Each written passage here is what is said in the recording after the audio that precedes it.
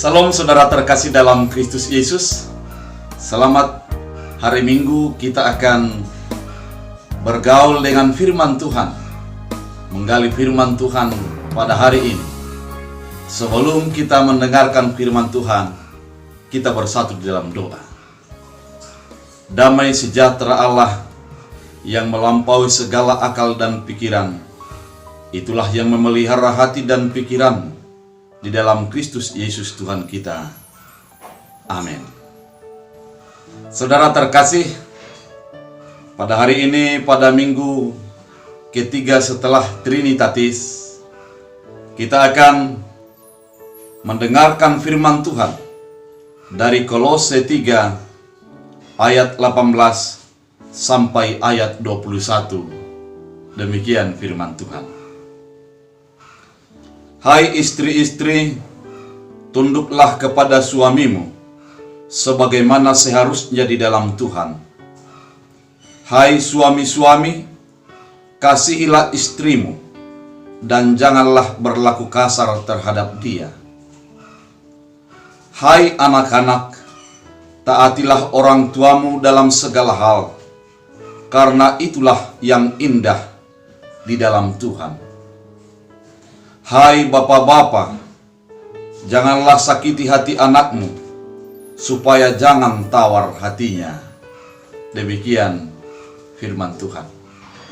Bapak Ibu yang terkasih dalam Kristus Yesus, firman Tuhan hari ini dibuat tema adalah membangun keluarga bahagia. Menjadikan sebuah keluarga yang penuh dengan kebahagiaan adalah impian setiap orang ketika membangun rumah tangga. Tidak mengherankan, ketika memulai pernikahan, maka akan banyak pernak-pernik yang penuh dengan kemeriahan, dan akan banyak papan bunga yang mengucapkan selamat berbahagia, yang menyambut kebahagiaan daripada mempelai. Dan kebahagiaan itu sesungguhnya merupakan impian banyak orang dalam kehidupannya. Kehidupannya akan berbahagia dan menjadi melimpah dengan sukacita ketika apa yang diimpikan itu menjadi sebuah kenyataan. Saudara terkasih dalam Kristus Yesus, pada firman hari ini dikatakan adalah membangun keluarga berbahagia. Membangun keluarga bahagia. Kalau dikatakan membangun, yang pasti dimulai dengan pondasi. Rumah yang bagus, gedung yang kokoh, ditentukan oleh pondasinya. Dibangun di atas tanah, di atas batu, atau di atas pasir. Dan demikian juga dengan keluarga.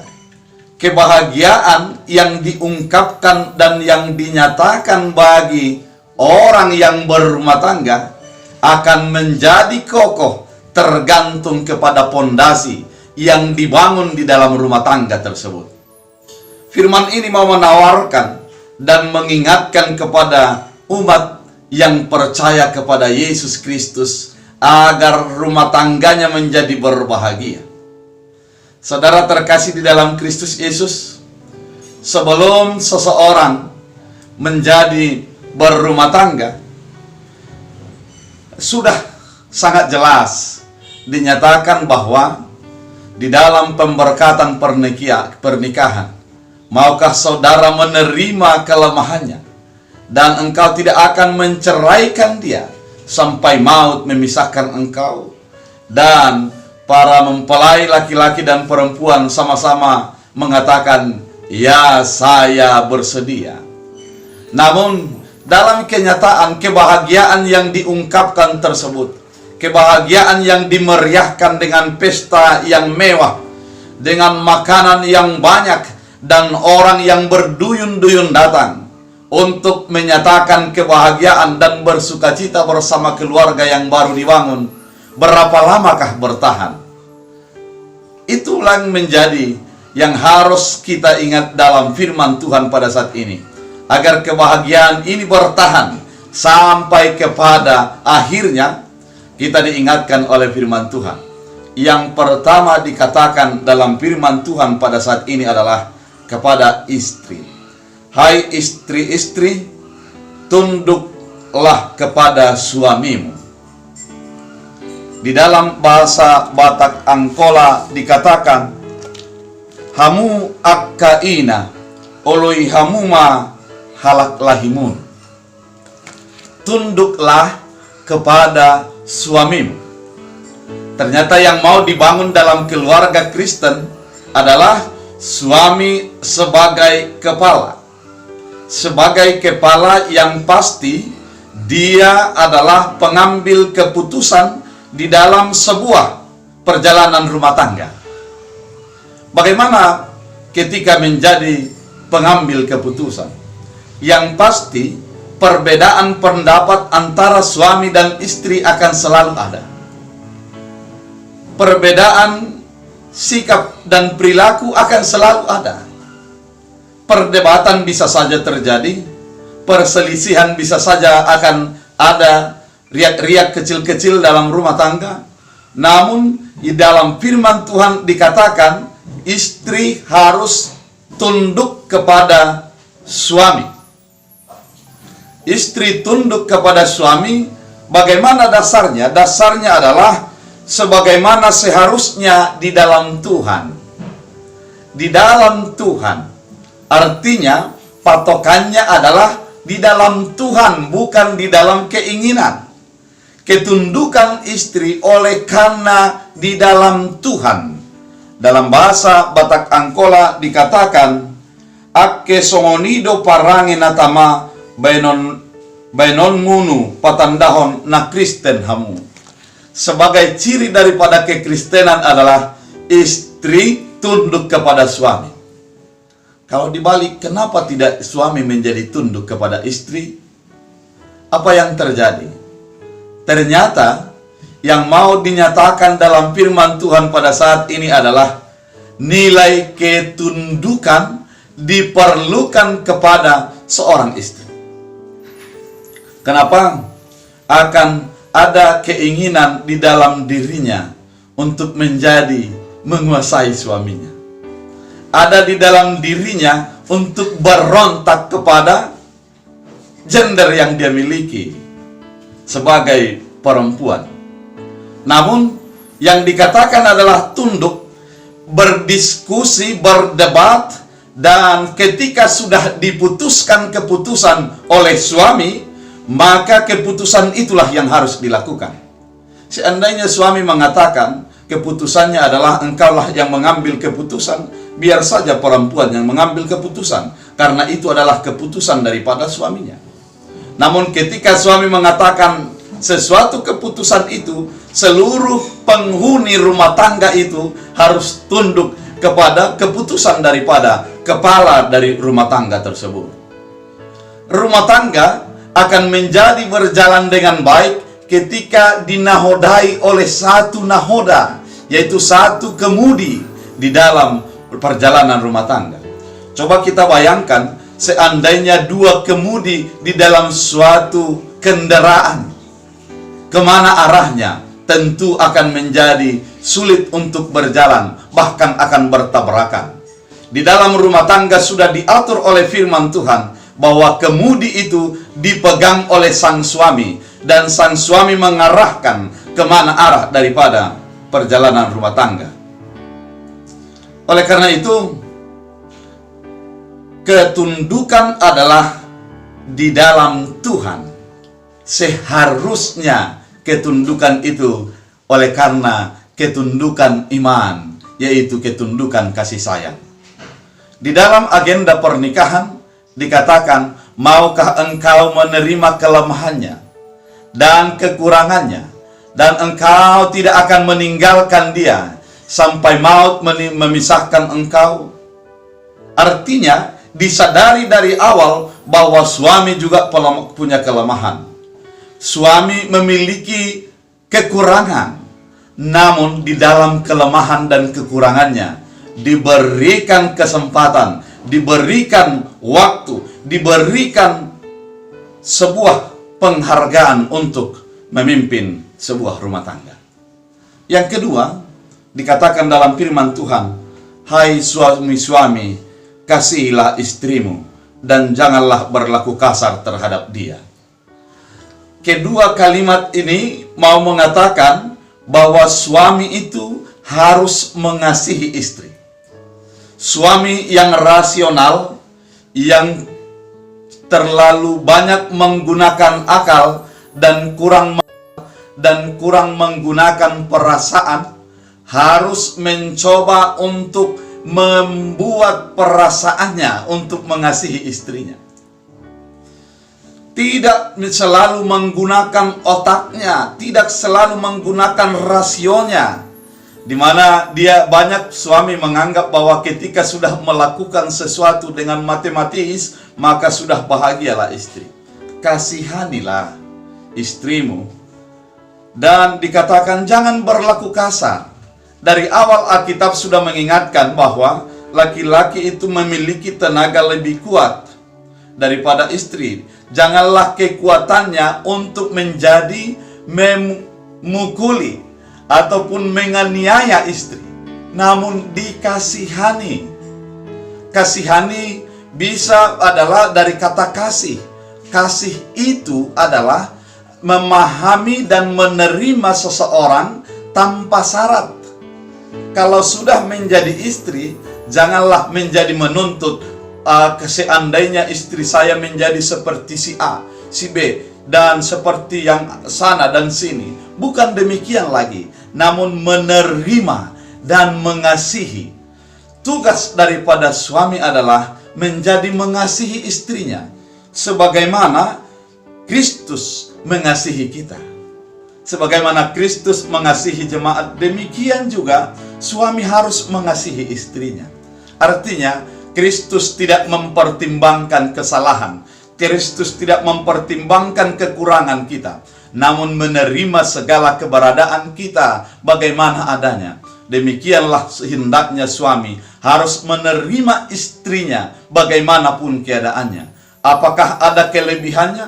Apakah ada kekurangannya? Apakah ada talentanya yang melebihi daripada suaminya?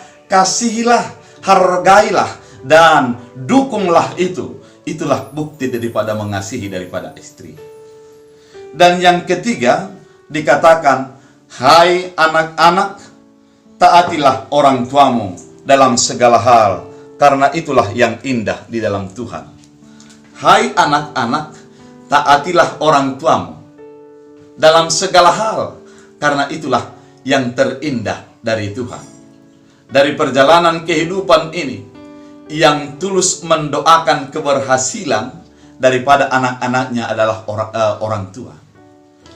Yang tulus mendoakan agar yang didoakannya itu melebihi dirinya, satu-satunya adalah orang tua. Mungkin terkadang perasaan daripada anak, orang tuanya tidak bisa diteladani. Orang tuanya tidak bisa untuk menjadi sahabat. Orang tuanya terlalu kasar, egois, dan mau menang sendiri. Namun dikatakan di dalam firman Tuhan, hai anak-anak, taatilah orang tuamu. Mentaati orang tua adalah bukti daripada hormat dan kasih sayang kepada orang tua tersebut. Bisa saja setelah besar, anak-anak menjadi lebih pintar daripada orang tuanya. Bisa saja setelah berjalan dalam kehidupan ini, anak-anak menjadi lebih kaya, lebih hebat daripada orang tuanya. Namun, di dalam firman Tuhan, di dalam kekristenan, anak harus menjadi tetap taat kepada orang tua. Tidak ada celah bagi seorang anak untuk menjadi menggurui ataupun menjadi mengintimidasi orang tuanya. Bagaimana keadaannya? Mari tetap taat kepada dia. Mungkin apa yang kita harapkan tidak sesuai dengan apa yang dikatakan oleh orang tua. Namun, pasti orang tua yang baik di dalam Tuhan, dia berdoa dulu kepada Tuhan sebelum membuat sebuah keputusan. Orang tua yang taat kepada Tuhan terlebih dahulu membuat komunikasi dengan Allah sebelum menyatakan kehendaknya kepada anak-anaknya. Itu pasti terjadi. Oleh karena itu, anak-anak harus taat kepada orang tuanya.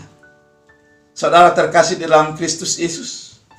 Dan yang keempat dikatakan, kunci untuk menjadi keluarga yang bahagia adalah, hai bapak-bapak, janganlah sakiti hati anakmu, supaya jangan tawar hatinya.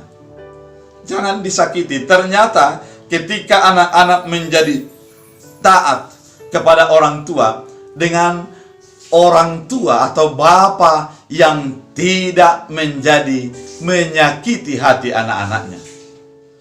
Menyakiti hati anak-anak bisa saja menjadi terjadi. Karena apa? Karena memang ketika mereka kecil, kita menjadi orang yang lebih besar dari dia. Bisa saja dengan ringan tangan untuk memukul. Bisa saja dengan kata-kata yang pedas untuk menyakiti hatinya. Bisa saja dengan berbagai sikap daripada orang tua, daripada bapa, yang menjadikan tawar hati daripada anak-anak. Namun firman Allah mengatakan pada saat ini adalah, janganlah engkau membuat tawar hati anak-anakmu. Belajarlah daripada anak-anakmu. Belajarlah daripada dia. Di dalam firman Tuhan dikatakan, barang siapa yang menjadi seperti anak-anak ini, merekalah yang mempunyai kerajaan sorga. Artinya, orang tua juga perlu belajar daripada anak-anak. Orang tua bukan harus menyatakan saya mengetahui segala sesuatu dan anak-anak tidak tahu. Dari kalau ada 4 anak kita, 4 karakter yang mereka miliki, maka pahamilah itu dan jangan sakiti hati mereka. Firman ini ternyata di dalam firman Tuhan, keluarga yang membangun keluarga yang bahagia didasarkan oleh beberapa hal. Yang pertama adalah didasarkan kepada firman Tuhan. Istri tunduk kepada suami oleh karena firman Tuhan. Suami mengasihi istri sebagaimana di dalam Tuhan. Anak-anak menjadi taat kepada orang tua, mematuhi orang tua adalah oleh karena di dalam Tuhan. Oleh karena itu yang pertama adalah di dalam Tuhan. Yang kedua, memiliki struktur yang bagus sebagaimana firman sudah menawarkan. Ada sebuah struktur di dalam rumah tangga tersebut. Ada yang menjadi kepala, ada yang menjadi pemberi masukan, dan ada yang melakukan apa yang sudah diputuskan. Ada sikap mengasihi di dalamnya, dan ada sikap membangun di dalamnya. Dan yang ketiga, keluarga yang berbahagia adalah ketika masing-masing anggota keluarga mengetahui hak kewajiban dan mengetahui yang menjadi sikap sebagai anggota keluarga di dalam sebuah keluarga tersebut. Oleh karena itu, saudara terkasih di dalam Kristus Yesus, firman ini menawarkan kebahagiaan ternyata dimulai daripada firman Tuhan, bergaul karib dengan firman itu, dan seluruh anggota keluarga bisa saling menerima, bisa saling memahami, saling mendukung, dan melakukan peran masing-masing dengan baik dan sesuai dengan firman Allah. Dengan demikian, maka keluarga itu akan berbahagia. Oleh karena itu, mari kita perankan peran kita sebagai anggota keluarga, sebagai bapak, sebagai ibu, sebagai anak, dan sebagai anggota keluarga itu utuh menjalankannya di dalam iman daripada Tuhan Yesus. Oleh karena itu, selamat melaksanakan keluarga yang berbahagia. Tuhan Yesus memberkati. Kita bersatu di dalam doa. Terima kasih Tuhan atas firman-Mu. Jadikan kami menjadi bahagia di dalam rumah tangga kami dan meneladani firman-Mu, sehingga kami berlimpah dengan sukacita. Terima kasih Tuhan, jadikan firman-Mu berakar, berbuah, bertumbuh dalam kehidupan kami. Dalam Kristus Yesus Tuhan. Amin. Tuhan Yesus memberkati.